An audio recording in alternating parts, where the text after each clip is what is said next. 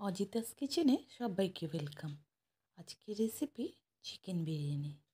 তার জন্য প্রথমে একটা হাঁড়িতে একটু রিফাইন তেল দিয়ে 1 চামচ ঘি দিয়ে দিতে হবে। আর তার মধ্যে আগে থেকে কেটে রাখা পেঁয়াজ কুচিগুলি দিয়ে দিতে হবে। যখন পেঁয়াজ কুচিগুলি একটু লাল ভাজা হয়ে যাবে তখন দেখে নিন ঠিক এইভাবে ভাজাটা হবে।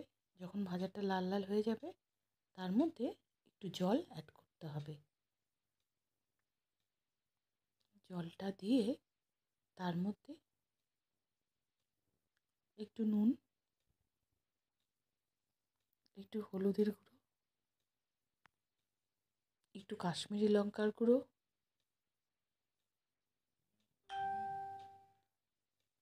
দিয়ে যে এইভাবে আগে থেকে কেটে রাখা বেশ বড় বড় আলু এই জলটার মধ্যে দিয়ে দিতে হবে।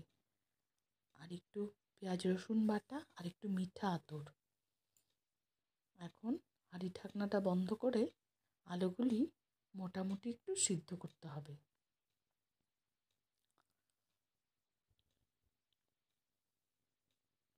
পাঁচ মিনিট ফুটালেই হয়ে যাবে। তারপর আলুগুলিকে তুলে নিতে হবে একে একে। তারপর এই জলটার মধ্যে চিকেনের পিসগুলি দিয়ে দিতে হবে।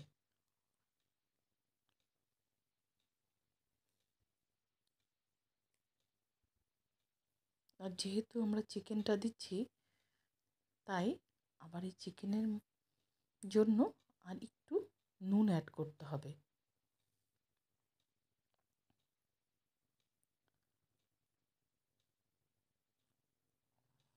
এখন ঢাকা দিয়ে চিকেনটা একটু সেদ্ধ হওয়া পর্যন্ত অপেক্ষা করতে হবে। 10 মিনিটের মতো সেদ্ধ হলেই চিকেনটা সিদ্ধ হয়ে যায়। তারপর এই চিকেনের মধ্যে ওই আগের থেকে সেদ্ধ করে রাখা আলুগুলিকে দিয়ে আর একটু ফোটাতে হবে।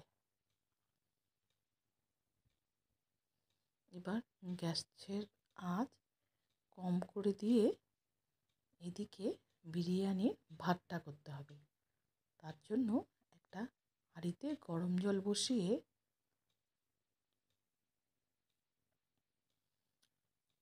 তার মধ্যে গোটা গরম মশলা আর একটু নুন দিয়ে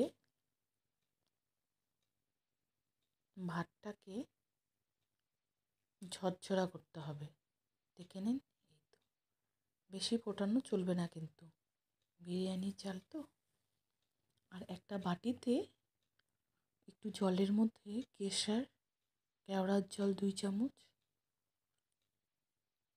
গোলাপ জল 1 চামচ আর 1 চামচ মিঠা আতর দিয়ে ভিজিয়ে রাখতে হবে।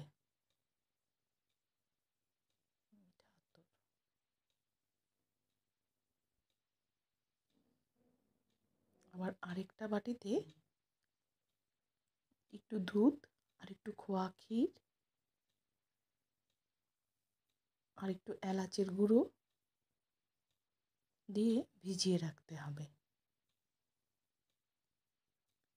আর একটু দই, টক দই ফাটিয়ে নিতে হবে। এবার হাঁড়িটাকে গ্যাসের থেকে নামিয়ে নিয়ে তার মধ্যে ওই ভাতটা যে করে রাখলাম ওই ভাতটা এখন এই বিরিয়ানির জন্য ঠিক এভাবে করে সাজাতে হবে। চিকেনের উপরে ঠিক এইভাবে করে দিয়ে দিতে হবে। আর এই যে দুধটা রেখেছিলাম খোয়া ক্ষীর দিয়ে, সেই দুধটাকেও দিয়ে দিতে হবে।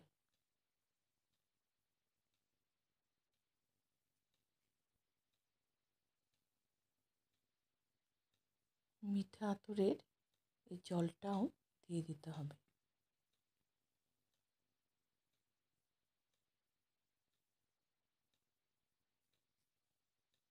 আর এবার বাকি যতটুকু রাইস ছিল ওটাকেও দিয়ে একটু বিরিয়ানি মশলা দিয়ে দিতে হবে। আর আমার আজকে আলু বোখরা ছিল না তাই দিতে পারিনি, ওটা দিলে আর একটু ভালো খেতে হয়, টেস্টটা একটু বেশ ভালো লাগে। যাই হোক, নেই আজকে, আমি এখন একটু ঘি দিয়ে দিচ্ছি। ঘি দিয়ে এবার ঠিক এইভাবে করে হাঁড়িটার মুখ বন্ধ করতে হবে,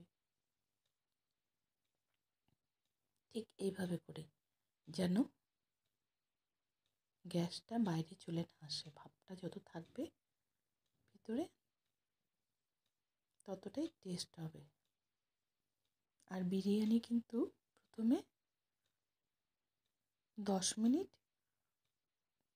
খুব হাই আঁচে দিতে হবে, আর তারপর 5 মিনিট লো আঁচে দিয়ে ঢাকনা বন্ধ করে আরও 5 মিনিট এমনি রেখে দিতে হবে। আর তারপর বাস হয়ে গেল বিরিয়ানি।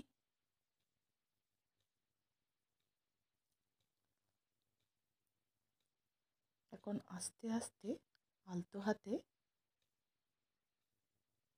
বিরিয়ানিটাকে কাটতে হবে, ঠিক এইভাবে করে আস্তে আস্তে প্লেটে বার করে নিয়ে আসতে হবে। মাংসটা পুরো গলে গেছে, একদম হাড়ের দিকে খুলে চলে আসছে, বেশ ঝরঝরা হয়েছে।